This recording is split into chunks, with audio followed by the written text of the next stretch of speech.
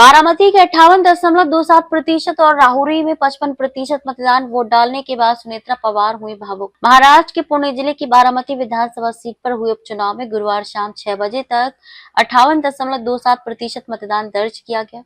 इस सीट से उनकी पत्नी उप मुख्यमंत्री और राकांपा प्रमुख सुनेत्रा पवार और 22 अन्य उम्मीदवार मैदान में हैं। वहीं अहिल्यानगर जिले के राहुरी विधानसभा क्षेत्र में उपचुनाव के दौरान 56.20% मतदान हुआ। महाराष्ट्र में गुरुवार को बारामती और राहुरी विधानसभा उपचुनाव के लिए शांतिपूर्ण मतदान संपन्न हो गया। शुरुआत में मतदान बहुत ही धीमी गति से शुरू हुआ। दोपहर के बाद मतदान की स्थिति में सुधार हुआ। शाम 6 बजे तक बारामती विधानसभा में 58.27% और राहुरी विधानसभा में औसतन 55% मतदान की खबर है। मतों की गणना 4 मई को होगी। बारामती विधानसभा में उप मुख्यमंत्री अजीत पवार के निधन के बाद वहां पर उपचुनाव कराया जा रहा है।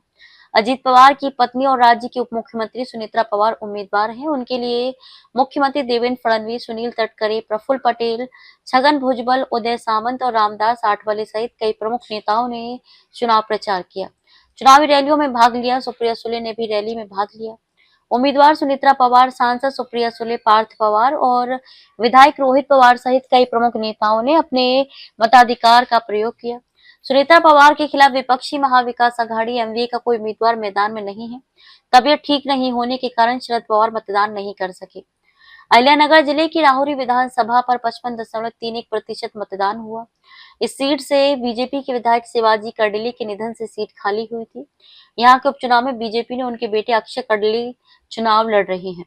उनका मुकाबला राष्ट्रवादी कांग्रेस पार्टी शरद पवार के उम्मीदवार गोविंद मोकाटे और वंचित बहुजन अघाड़ी के संतोष चालके से है। मतदान के बाद मीडिया से बात करते हुए सुनेत्रा पवार भावुक नजर आई। उन्होंने कहा कि बारामती के लोग अजीत दादा को श्रद्धांजलि देने के लिए भारी संख्या में बाहर निकल रहे हैं। ये चुनाव एक भावनात्मक माहौल में हो रहा है। उन्होंने वोट डालने से पहले विद्या प्रतिष्ठान कॉलेज परिसर में अजीत पवार को श्रद्धांजलि भी अर्पित की, जहाँ उनका अंतिम संस्कार किया गया था।